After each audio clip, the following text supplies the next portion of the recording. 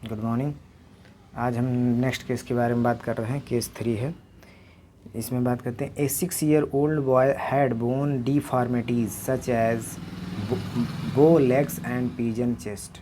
अब इसमें क्या है, 6 ईयर का कोई बच्चा है, 6 साल का कोई बच्चा है, उसका डिफॉर्मिटीज़ हो जा रहा है। जैसे डिफॉर्मिटीज़ मतलब जैसा होना चाहिए वैसा नहीं है, यानी विकृति आना, बिगाड़ जाना, ख़राब हो जाना। जैसे होता है बोलेक्स मतलब वही मैंने बताया था आपसे कि जो है लेग जो है, पैर जो है धनुष के आकार हो जाता है, टेढ़ा हो जाता है। कोई ना कोई आपने मरीज या आदमी को देखा होगा या किसी बच्चे को देखा होगा। पिजन चेस्ट होता है। पिजन चेस्ट का मतलब होता है लेटरल साइड में दब जाना और बीचों बीच मिड वेंट्रल से जैसे स्टर्नम की तरफ से थोड़ा सा उभार आ जाना, ऐसा देखने को मिलता है कुछ बच्चों में। तो ये सारी सिम्टम्स हैं। And he had a history of delay eruption of teeth. और इसके हिस्ट्री से पता चला है कि इस बच्चे का मतलब हिस्ट्री मतलब जानकारी से पता चला है, इसके मतलब किसी रिलेटिव या मम्मी से या पापा से किसी के द्वारा बताया गया, उसी को हिस्ट्री कहते हैं। Delay eruption of teeth, eruption माने निकलना, डिले माने लेट होना, यानी टीथ के देर से निकलने को डिले इरप्शन ऑफ टीथ कहा जाता है। तो इसमें क्या होगा, इस बच्चे में एक समस्या आएगी कि जल्दी दांत नहीं निकलेंगे। On inquiring the mothers inform the physician that, यानी फिजिशियन या डॉक्टर के पूछने पर यानी इंक्वायरी पूछताछ करने पर मदर से यह पता चला कि that the boy had been a strict vegetarian diets, कि यह जो बच्चा है स्ट्रिक्टली वेजिटेरियंस है, मतलब शुद्ध शाकाहारी बच्चा है, और साथ ही साथ with low intake of milk as well as fat oil.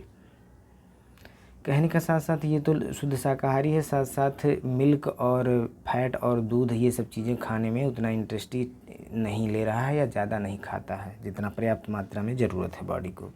The followings are the laboratory finding of the boy.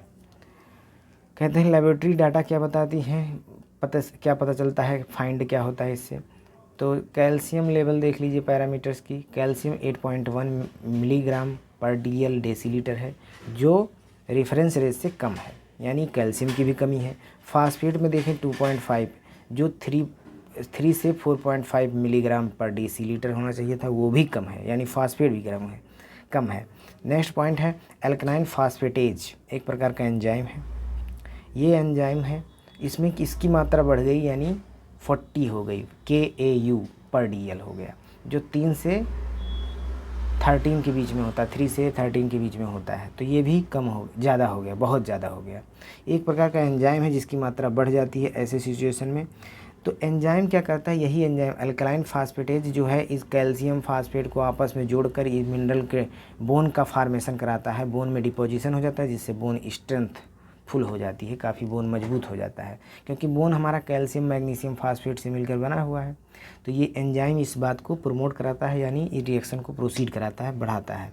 अब क्या है, ये सब क्या है, कैल्शियम मैग्नीशियम और ये फास्फेट, ये सब हमारी बॉडी के लिए एक सबस्ट्रेट की तरह काम करते हैं, जिससे एंजाइम आपस में जुड़कर प्रोडक्ट का फार्मेशन कराता है। क्योंकि अब वही प्रोडक्ट हमारा जो है सोडियम मैग्नीशियम फास्फेट होता है, जो जाके डिपोजिशन हो जाता है हड्डी में, और उससे हड्डी हमारी स्ट्रेंथफुल मजबूत होती है और ग्रोथ में भी मदद करती है। हड्डियाँ जब मजबूत रहेंगी तो इससे हमारी जो है स्ट्रेंथ भी मजबूत होगी और हड्डियाँ ग्रोथ भी करेंगी, और नहीं तो खोखली हो जाएंगी, हड्डी कमज़ोर हो जाएगी। और खोखली चीज़ों पे अगर जो दबाव पड़ेगा तो जाहिर सी बात है शरीर का, यानी दबाव पड़ने का मतलब शरीर का बॉडी का वेट बढ़ेगा, और बॉडी के वेट पे जैसे इस पर पड़ेगा हड्डियाँ, तो हड्डियाँ टेढ़ी हो जाएंगी। तो ये भी कारण है, क्योंकि कमज़ोर हो जाती हैं हड्डियाँ।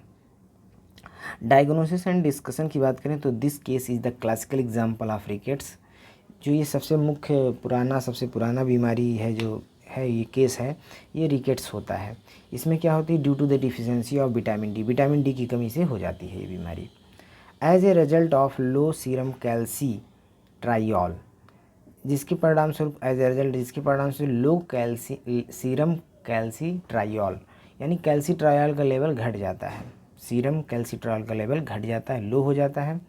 ये कैल्सी ट्राइल का होता है, ये biochemically active form of vitamin D होता है।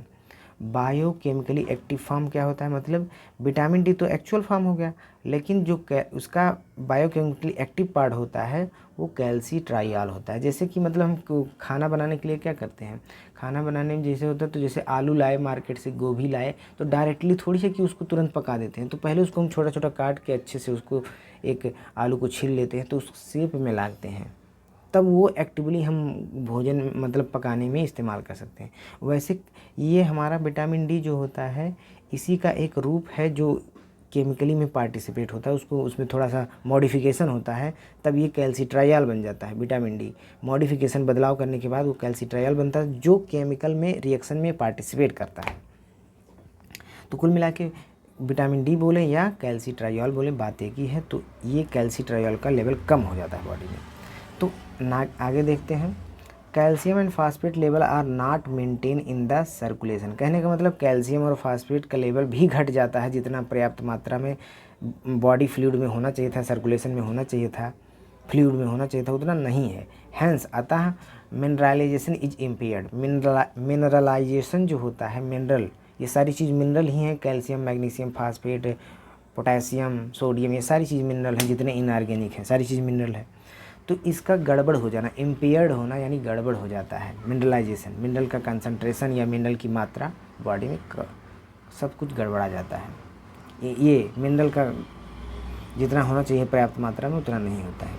अल्टीमेटली अंत में क्या होता है, causing, ultimately causing bone deformities. Bone, इसकी वजह से जब मिनरल की कमी हो जाएगी, हड्डियाँ खोखली हो जाएंगी, कमज़ोर हो जाएंगी, तो जाहिर सी बात है डिफॉर्मिटीज हो जाएगा, कुछ टेढ़ा मेढ़ा आई बाई हो जाएगा।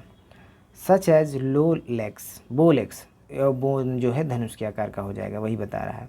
Serum alkaline phosphatase is elevated in rickets. अब इसमें क्या होता है, सीरम एल्कलाइन फास्फेटेज जैसा कि बताया गया है कि वो बढ़ जाता है, एलिवेटेड हो जाता है, बढ़ जाता है। इन ए वेन, यहाँ vain attempt to result in the bone formation. अब जो है जैसे सीरम एल्कलाइन तो फास्फेटेज तो एंजाइम है, तो ये तो बनेगा ही बनेगा ही, लेकिन सबस्ट्रेट नहीं है हमारे पास। सबस्ट्रेट क्या है, सामान नहीं है हमारे पास। ऐसे समझ लो कि जैसे खाना बनाना है तो गैस सिलेंडर की ज़रूरत होगी, जैसे चूल्हा जल रहा है तो आग निकल रही है, लेकिन हमारे पास खाना बनाने के लिए कुछ है ही नहीं, तो गैस बर्बाद ही हो रहा है ना। वैसे गैस तो जल ही रहा है, उसकी एनर्जी निकल ही रही है, लेकिन हमारे पास बनाने के लिए कुछ है ही नहीं, तो ऐसा कंडीशन। तो वैसे है, एंजाइम तो हमारी बॉडी में बनते ही रहते हैं, एल्कलाइन फास्फेटेज, लेकिन समस्या इस बात की है कि हमारे पास सबस्ट्रेट ही नहीं है, कैल्शियम नहीं है, फास्फेट नहीं है, इन सब की कमी हो गई, जिसकी वजह से सीरम एल्कलाइन फास्फेटेज बढ़ जाता है बॉडी में। और बढ़ गया तो हम आसानी से लेबोरेटरी इन्वेस्टिगेशन के द्वारा हम पता कर सकते हैं कि जब ये चीज़ बढ़ा है तो यानी ज़रूर है कि कैल्शियम की कमी है। नहीं तो कैल्शियम और ये फास्फेट, ये सबस्ट्रेट अगर जो होता तो ये एल्कलाइन फास्फेटेज की मात्रा जैसे बनती तो ये आपस में जुड़ कर अपना बोन का फार्मेशन करते। लेकिन अब जितना भी ये एल्कलाइन फास्फेटेज बन रहा है, ये वेन, वेन मतलब vain attempt to result in bone formation, सारा व्यर्थ चला जाता है। जो सीरम एल्कलाइन फास्फेटेज बनता है एंजाइम, ये व्यर्थ चला जाता है, क्योंकि इसमें हमारा जो सबस्ट्रेट है वो है ही नहीं। कैल्शियम फास्फेट लेवल हमारी भोजन में नहीं है तो हमारे पेट में नहीं होगा, जब पेट में नहीं होगा तो जाहिर सी बात है ये एंजाइम इन सबस्ट्रेट से नहीं जुड़ेगी, तो नहीं जुड़ेगी तो सारा ये जो भले लेवल बढ़ गया है इसी वजह से बढ़ गया है, क्योंकि उधर से सबस्ट्रेट आया, इधर से एंजाइम बना, दोनों आपस में जुड़ के प्रोडक्ट बना दिए, प्रोडक्ट बन के वो कैल्शियम मैग्नीशियम फास्फेट बन गया, जाके बोन में डिपॉजिट हो गया, बोन हमारा फार्मेशन होगा, बोन की स्ट्रेंथ बढ़ेगी। लेकिन समस्या इस बात की है, जब सबस्ट्रेट नहीं है, मतलब कैल्शियम लेवल, फास्फेट लेवल कम है, तो हमारा ये एल्कलाइन फास्फेटेज है, इसका लेवल बढ़ता ही जाता है हमारे बॉडी फ्लूइड में। तो वेन माने व्यर्थ होता है, यहाँ पे VEIN वेन मतलब वो वाला वेन, वेन और कैपिलरी वाला, ब्लड वेसल्स वाला, लेकिन VAIN वाला है, ये हमारा व्यर्थ होता है, बेकार जाता है। और BEIN जो होता है वो हमारा वेन होता है, जो बॉडी के ब्लड वेसल्स में, थोड़ा सा अंतर देख लीजिएगा। तो ये हुआ कि मतलब फास्फेट लेवल जो भी बढ़ रहा है वो बेकार ही जाता है, जो बोन फार्मेशन के लिए ज़रूरी होता है। तो आगे इसके देखते हैं, इतनी बातें हो गई हैं, इसका और मैटर यहाँ पे शायद डायग्नोसिस, 1 मिनट, हाँ तो इतना ही दिया था, इसके बारे में बात ख़त्म हो चुकी है। नेक्स्ट टॉपिक पे बात हम करते हैं टॉपिक हमारा ये है केस 4th। इसमें क्या है, ए 25-year-old strict vegetarian woman with 2 children age 5 year and 3 year complained of tiredness and appeared pale। तो इसमें क्या देखने को मिल रहा है, एक 25 वर्ष की कोई महिला है और वो शुद्ध शाकाहारी है पहली बात, और उसके 2 बच्चे हैं, एक 2 साल का बच्चा है, एक 3 साल का बच्चा है। और वो बताती है, कंप्लेन करती है कि मुझे थकान महसूस होती है और वो देखने में काफ़ी ज़्यादा पीलापन उसके शरीर में बना रहता है, शरीर पीली पड़ गई है, मतलब कहने का मतलब है। तो थकान, टायर्डनेस माने थकान होता है। तो अपीयर्ड पेल मतलब यानी दिखाई देने में वो हल्का पीला उसकी बॉडी में महसूस हो रहा है। In the recent few month, कुछ समय पहले की बात वो है बता रही है कि इन द रिसेंट, कुछ ही महीनों के पहले, the women had heavy and prolong menstrual flow, महिला को हैवी और लंबे समय तक मेंस्ट्रुअल फ्लो हुआ। हैवी का मतलब जैसे 50 ml होना चाहिए था एक बार में, लेकिन हो सकता है 100-150 ml निकलने लगे, मेंस्ट्रुअल फ्लो होने लगे। तो प्रोलॉन्ग्ड मेंस्ट्रुअल फ्लो मतलब एक लंबे समय तक, जैसे 3 से 5 दिन तक होना चाहिए मेंस्ट्रुअल फ्लो, लेकिन हो सकता है 10, 12, 15 दिन तक मेंस्ट्रुअल फ्लो हो। तो ये सारी सिम्टम देखने को मिल रही हैं, और इंक्वायर्स रिवील्ड दैट माने इंक्वायरी करने के बाद पता चलता है, रिवील्ड दैट मतलब पता चलता है कि हर मतलब महिला consumption of milk and milk product was reasonably good, कि मतलब मिल्क और मिल्क प्रोडक्ट को कंजप्शन तो ठीक ठाक कर ही रही है, बट यानी फैट और वाला अच्छी तरह से मिल रहा है, लेकिन but leafy vegetable was very low. कहने का मतलब है पालक पत्ता जैसे गोभी, हरी सब्जियां, ये सब कम खा रही हैं, ये समस्या आ रहा है।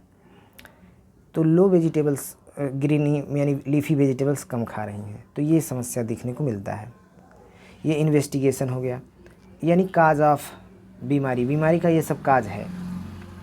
पहला काज क्या है कि इसमें क्या है, पहला काज ये है कि लीफी वेजिटेबल लो इनटेक करती है, कम खाती हैं। और लेबोरेटरी इन्वेस्टिगेशन क्या बताता है, the laboratory investigation shows that women's haematocrits, यानी लेबोरेटरी इन्वेस्टिगेशन से पता चलता है, क्या बताता है कि महिला को हीमेटोक्रिट है जो 28% है, जो रेफरेंस रेंज है 40 से 50। हीमेटोक्रिट क्या होता है, हीमेटोक्रिट मतलब होता है परसेंटेज बाई वॉल्यूम, और हीमेटोक्रिट किसके लिए है, आरबीसी, रेड ब्लड सेल के लिए है। यानी जैसे 100 ml में लगभग 40 से 50% आरबीसी होना चाहिए, लेकिन आरबीसी अब घट कर 28% हो गई है। तो जब आरबीसी का परसेंटेज बाई वॉल्यूम, जब आरबीसी का परसेंटेज घट जाता है तो उसी को हीमेटोक्रिट कहते हैं। ठीक है, तो हीमेटोक्रिट ये शब्द हो गया, इसको टर्मिनोलॉजी को याद रखिए। तो कहने का मतलब 28%, यानी 100 ml में 28%, क्योंकि परसेंटेज हमेशा 100 ml में निकालते हैं, तो यानी 100 ml रहा होगा मान लीजिए ब्लड, तो उसमें 28% ही हमारा क्या है, आरबीसी है, तो उसी को हीमेटोक्रिट कहते हैं। जबकि वाइल माने जबकि हर वो महिला हीमोग्लोबिन कंसंट्रेशन, हीमोग्लोबिन कंसंट्रेशन भी कम है, हीमोग्लोबिन 8 ग्राम पर DL है, जो रेफरेंस रेंज होता है 13 से 15 होना चाहिए, लेकिन हीमोग्लोबिन का कंसंट्रेशन भी कम है और आरबीसी का परसेंटेज कम है, दोनों चीज़ की कमी देखने को मिल रही है। ये तो मेन पॉइंट हो गया। मेन सिम्टम ये है, काज ये हमारा है कि लीफी वेजिटेबल खा रही हैं, और सिम्टम जो है हमारा ये है। और ये सारी चीज़ें मतलब लेबोरेटरी इन्वेस्टिगेशन ये बताएगा, और वो मतलब और वैसे साइन और सिम्टम जो है वो डॉक्टर ऊपर से देख के बताएंगे कि थकान महसूस हो रही है, वो बता रही है, और जो है उसकी बॉडी जो है थोड़ा पीलापन शरीर में बना रहता है, ये सारी चीज़ें देखने को मिलती है। अब नेक्स्ट आते हैं डायग्नोसिस एंड डिस्कशन की बात हम करते हैं। डायग्नोसिस क्या करेंगे, the women with a low haemoglobin concentration, पहली बात ये तो बताई गई है, एंड रिड्यूस हीमेटोक्रिट्स, यानी रिड्यूस माने कम हो जाना, हीमेटोक्रिट्स कम हो जाने का मतलब है आरबीसी की मात्रा परसेंटेज घट जाना, और लो कंसंट्रेशन ऑफ हीमोग्लोबिन जैसे 10 से 15 ग्राम होना चाहिए तो उसमें 13 से 15 ग्राम होना चाहिए था पर DL, तो उसमें से 15 से घटकर जो है 8 ग्राम हो गया था, तो ये सही बात है।